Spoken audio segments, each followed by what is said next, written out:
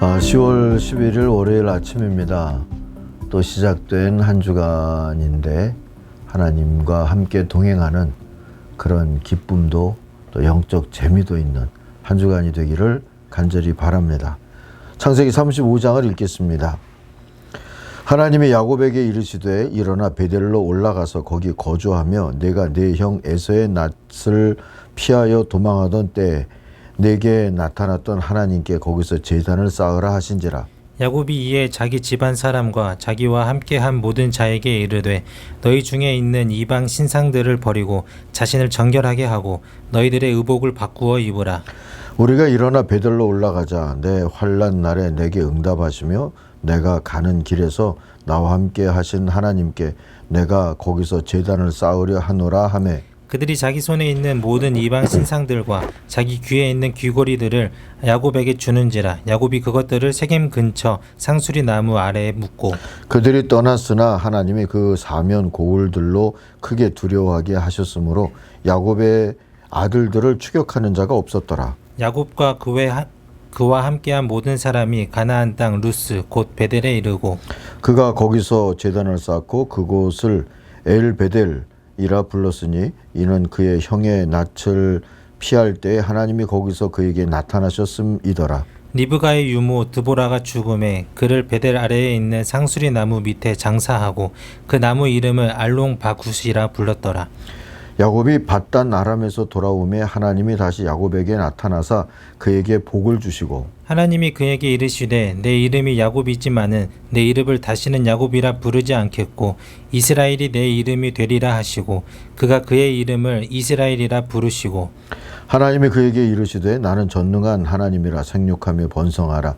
한 백성과 백성들의 총회가 내게서 나오고 왕들이 내 허리에서 나오리라. 내가 아브라함과 이삭에게 준 땅을 내게 주고 내가 내 후손에게도 그 땅을 주리라 하시고 하나님이 그와 말씀하시던 곳에서 그를 떠나 올라가시는지라.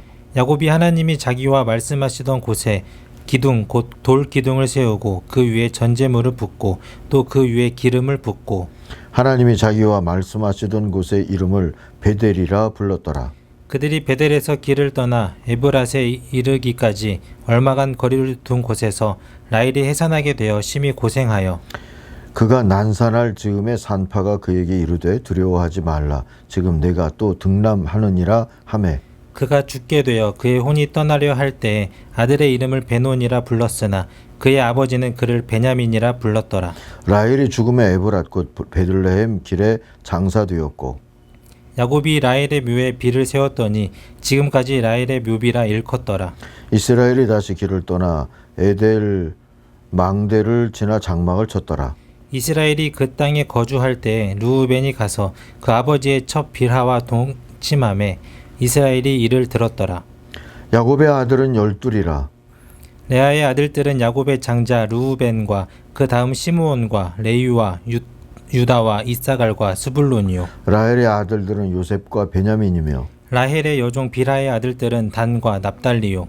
레아의 여종 실바의 아들들은 갓과 아셀이니 이들은 야곱의 아들들이요 밧단 아람에서 그에게 낳은 자더라. 야곱이 기랏 아르바의 마므레로 가서 그의 아버지 이삭에게 이르렀으니 기랏 아르바는 곧 아브라함과 이삭이 거류하던 헤브론이더라. 이삭의 나이가 180세라. 이삭이 나이가 많고 늙어 기운이 다함에 죽어 자기 열조에게로 돌아가니 그의 아들 에서와 야곱이 그를 장사하였더라. 아멘. 오늘 묵상의 제목을 임마누엘의 은혜로라고 정했습니다. 15절 말씀을 요절로 삼습니다. 야곱은 하나님이 자기와 말씀을 나누시던 곳의 이름을 베델이라고 하였다. 이 35장은 한 사람의 평전을 소개하는 글 같이 읽을 수 있습니다. 믿음의 여정의 출발지 베델을 떠났다가 다시 베델로 돌아오기까지 야곱이 얻은 건 무엇일까요? 우선 네 아내와 12아들 그리고 큰 부와 경험을 얻었다고 할 수 있습니다. 물론 잃은 것도 있습니다. 가장 사랑한 아내 라헬과 아버지 이삭을 잃었습니다. 한편 명성도 얻었습니다. 복을 다투다 갈라선 형제가 화해하고 공전의 지혜를 찾은 건 좋은 뜻의 명성이 됐을 겁니다. 반면에 세겜에서 받은 상처와 수치 그리고 피의 보복은 다른 뜻의 명성이 되어버렸습니다. 얼핏 보아도 이렇듯 파란만장한 인생 여정의 대차 대조표가 궁금해집니다. 다시 야곱으로 퇴행하지 않고 이스라엘로 살아냈고 언약의 계승자도 됐으니 수지 맞은 인생으로 봐도 좋지 않을까 싶습니다. 그러나 찬양 받으실 분은 따로 있습니다. 인생 여정 내내 야곱을 떠나지 않으신 임마누엘 하나님이십니다.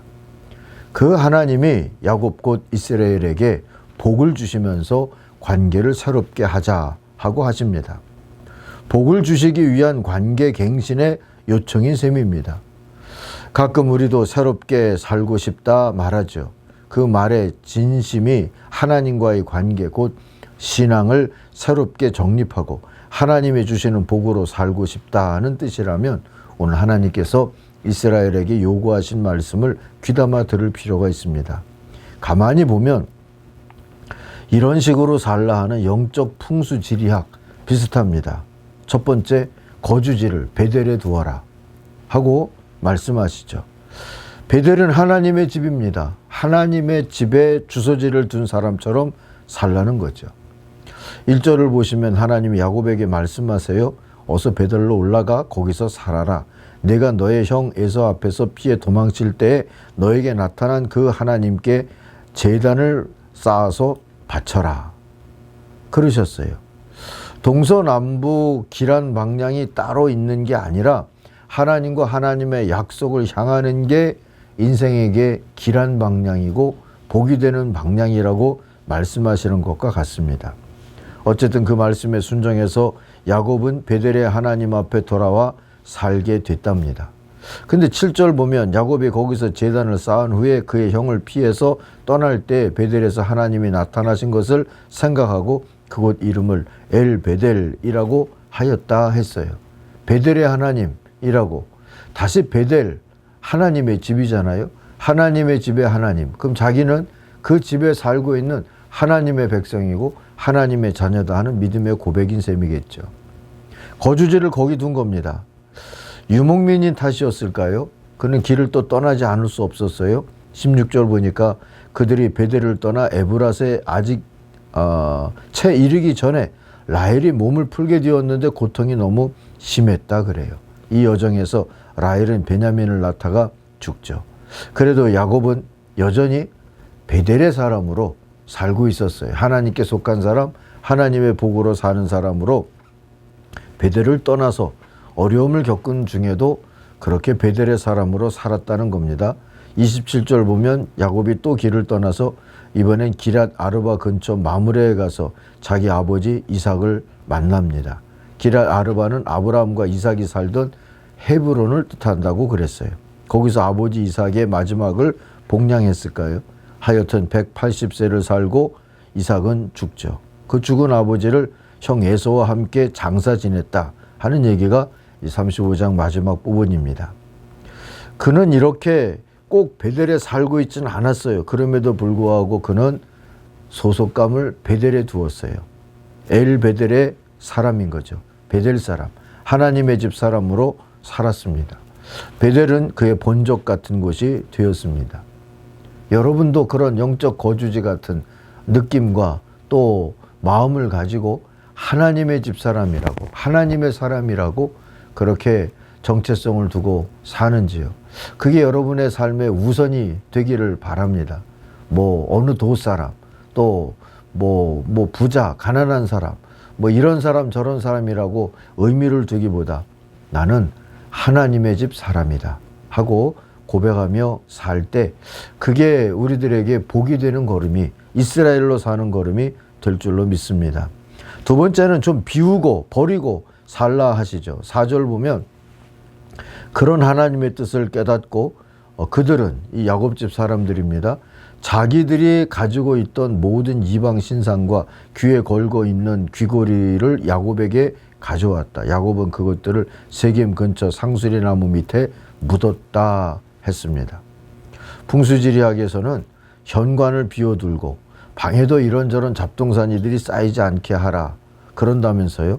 살다가 보면 그러나 잡동사니가 쌓이죠. 방마다 쌓입니다. 머릿속 가슴속에도 쌓이죠. 일정표에도 쌓이고 명함꽂이에도 쌓이고 핸드폰 주소록에도 쌓입니다. 좀 비워 있어야 복이 담긴다고 얘기하잖아요. 좀 비워야 합니다. 단순해야 하나님과 자유롭습니다. 그리고 하나님의 복으로 은혜롭습니다. 조금 더 버리고 비우고 단순하게 살아갈 수 있는 그런 분들이 되시기를 바랍니다. 세 번째, 새 이름 이스라엘로 살라고 하십니다. 종종 운동선수들 중에 뭔가 잘 안 풀리면 이름 바꾸는 선수들이 있는데 아예 야곱은 하나님이 바꿔주신 이스라엘로 살라고 하시죠. 특별히 9절 10절 보면 야곱이 밧단 아람에서 돌아온 뒤에 하나님이 그에게 다시 나타나셔서 복을 주셨다 그래요. 근데 이번에 주신 복이 뭐냐 하면 너의 이름 야곱인데 이제부터 야곱이 아니라 이스라엘이다. 그러라고 하십니다. 하나님이 그의 이름을 이스라엘이라고 하셨다 그랬어요. 하나의 이어지는 스토리로 보면 야복과 함께해서 이미 이스라엘이라는 이름을 가졌어요. 그러나 그 이후에 이스라엘로 살지만 자꾸 야곱이 튀어나왔든지 아니면 어느 날은 야곱이라고 부르고 어느 날은 이스라엘이라고 부르고 그러면서 살았을 수도 있습니다. 그러나 이스라엘로 산다는 것은 하나님이 새롭다, 이스라엘이다 하고 인정해 준 사람으로 아멘 하고 산다는 뜻이 되지 않겠습니까? 하나님께 복받은 사람, 그리고 세상에서 복이 되는 사람으로 살라고 하시는 말씀에 아멘으로 사는 게 바로 이 새 이름으로 사는 거죠. 야곱이 그렇게 살기로 했답니다. 스스로 복받은 사람이라 여기고 믿고 선포하면서 살았던 것이죠. 우리들도 그 새 이름을 가졌잖아요. 하나님의 사람이라고 하고 또 우리 세상의 소금 염산교회 성도들은 스스로 솔틴이라고 고백하면서 살지 않습니까? 세상에서 소금이 되고 복이 되고 빛이 되고 기쁨이 되고 누군가에게 은혜가 되어지는 그런 삶을 사모하십시다. 그렇게 살라 하시고 너는 그렇다 하시니까 아멘으로 살아가는 그 삶을 살아가십시다. 그렇게 살아가면 우리의 걸음은 결국 수지 맞은 인생과 같은 그런 걸음이 되어질 줄로 믿습니다. 기도하겠습니다. 하나님 아버지, 살다가 보면 생기는 것도 있고 사라지는 것도 있는 인생을 살면서 결국 하나님 앞에서 하나님의 사람으로 남는, 하나님의 복을 남기는 그런 사람으로 살아갈 수 있도록 우리 걸음을 인도하여 주옵소서. 우리 다음 세대가 하나님, 우리들이 남긴 복으로 인하여서 더 좋은 세상을 보며 살 수 있게 우리가 꼭 세상의 솔틴이요 복이 되어지는 사람으로 살게 하여 주옵소서. 야곱이 아니라 이스라엘로 살게 하옵소서. 예수님의 이름으로 기도하옵나이다. 아멘. 하늘에 계신 우리 아버지, 아버지의 이름을 거룩하게 하시며 아버지의 나라가 오게 하시며 아버지의 뜻이 하늘에서와 같이 땅에서도 이루어지게 하소서. 오늘 우리에게 일용할 양식을 주시고 우리가 우리에게 잘못한 사람을 용서하여 준 것 같이 우리 죄를 용서하여 주시고 우리를 시험에 빠지지 않게 하시고 악에서 구하소서. 나라와 권능과 영광이 영원히 아버지의 것입니다. 아멘. 다 함께 기도하겠습니다.